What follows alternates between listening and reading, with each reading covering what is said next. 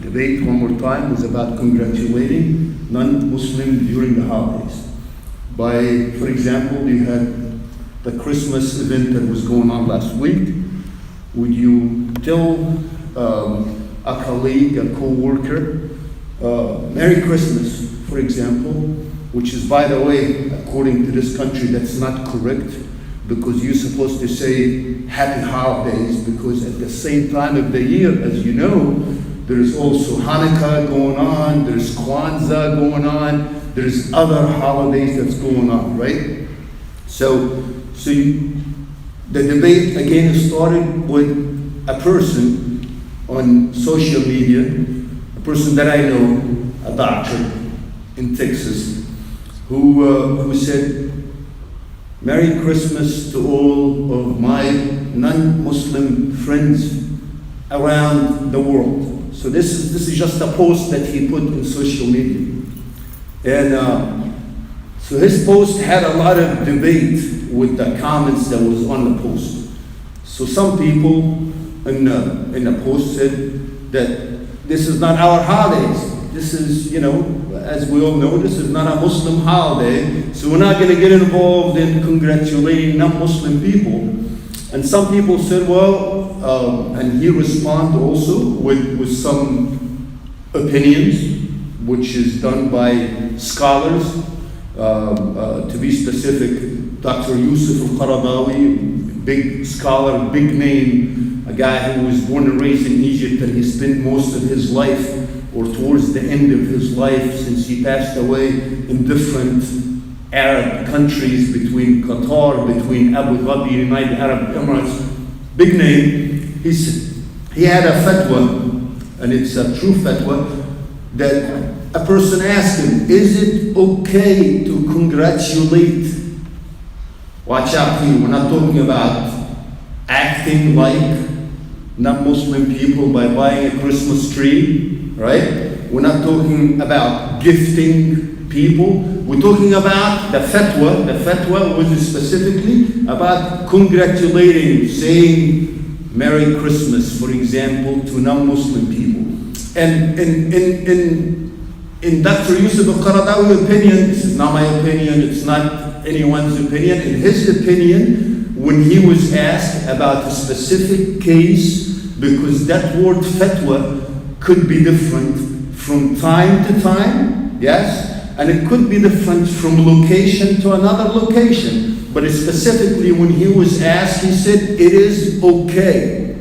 But he is explaining also in his answer that although it's okay to say Merry Christmas to non-Muslim people, for example, and that's the only thing, you're just congratulating them, he is considered in disagreement with some previous big name scholars like Ibn Taymiyyah, that he actually called this a taboo. So the whole debate comes in, was it right, was it wrong? And again, we're talking about congratulating, we're not talking about exchanging gifts, we're not talking about that maybe some of us Muslim people will buy a Christmas tree and put maybe some gifts for our kids under it, like what other people do. Because this stuff, let's just face it, I'm talking about it because this stuff is happening, and it's happening in our community at the same time. So let's just be honest about it and let's recognize it.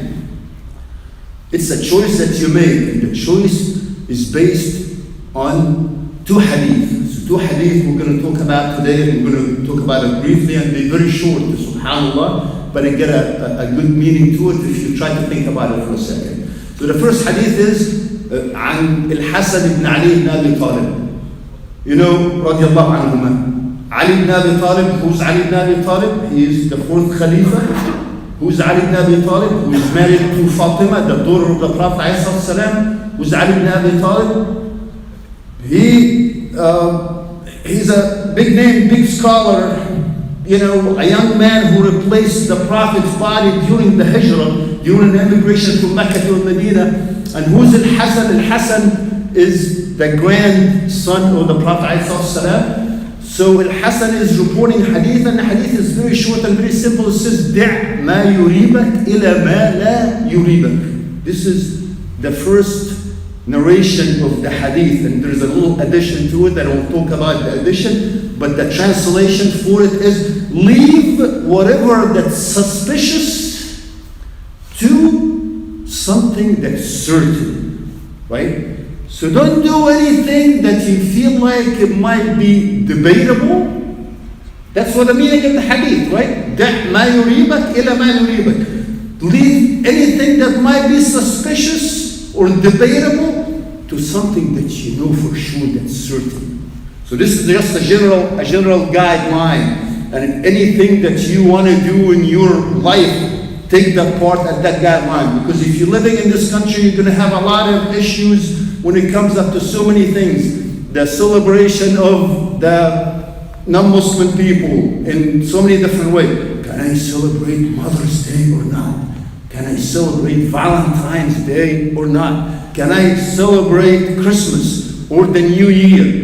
You know, I was born and raised in Egypt, and in Egypt, they do celebrate New Year, and they celebrate it in so many ways. Some of them, they will be going to parties, for example, but they have a part of what they have is a tradition. And I don't understand the tradition, but I'm going to share the tradition with you. And the tradition is you grab some glass, and you break it. You're getting rid of the old year. I don't understand it, and I don't know if you can relate to it or not, but you're getting rid of whatever happened in that old year versus to whatever that's happening, and you're hoping for a new year at the same time. Back to the hadith.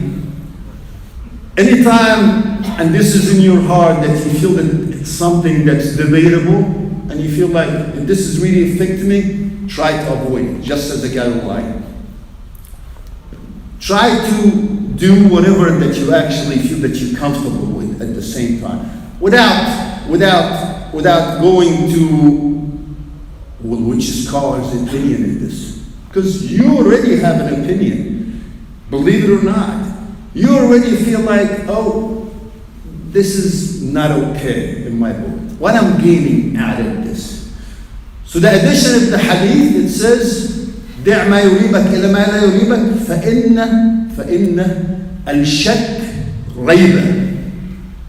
So if you're doubtful about something that's suspicious, والصدق طمأنينة, and if you truthful about something, you are in peace and harmony, مطمئن, right? So if you're taking the whole hadith together, you feel like, oh, what is in your heart? What is your niyyah? The word niyyah, that's very strong, that we need to reassess, because that niyyah involved in any action that we do in our life. What is your niyyah in your action? What is your intention in this action that you do? So you try to assess that part. And then another quick hadith, which is also short, عن أبي هريرة رضي الله عنه قال قال رسول الله صلى الله عليه وسلم من حسن إسلام المرء تركه ما لا يعنيه. This is very short and very simple. It says that a part of a good Muslim action is leaving whatever is not in his business. Is it our business to worry about someone else's holiday? Is it a part of what we promote or what we celebrate? We know that Allah subhanahu wa ta'ala give us two Eid, and this is our celebration. Eid al-Fitr and Eid al-Adha, the two Eids that we know, one after finishing up the month of Ramadan that we are approaching soon, and next month will be Rajab and Sha'ban to follow, and Ramadan to follow after that. And then the big Eid with Eid that involved the Hajj, the pilgrimage at the same time. This is the two Eids that's known to us. We don't need to get involved in the other debates or when it comes up to certain opinions, or shall I exchange congratulating other people or not. Just something to keep in mind.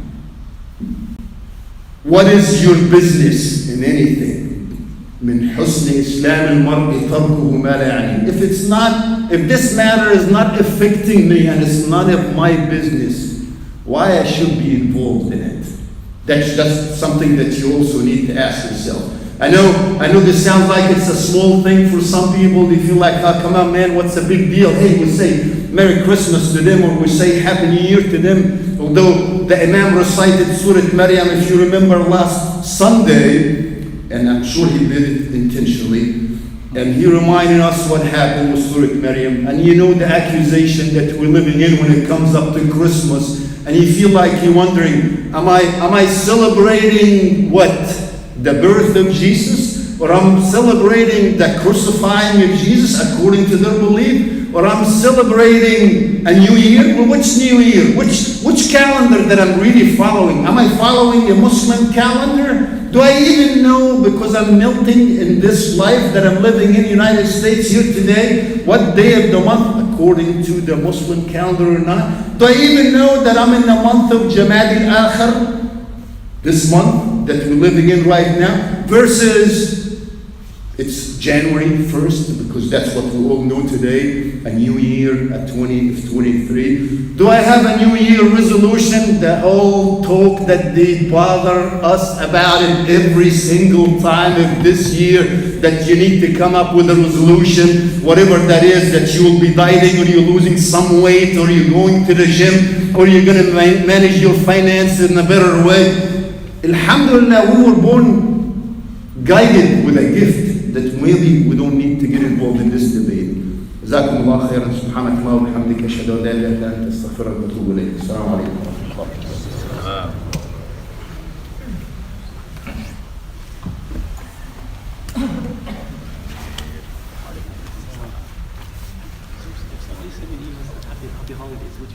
I don't celebrate. That's it. Is it that short statement?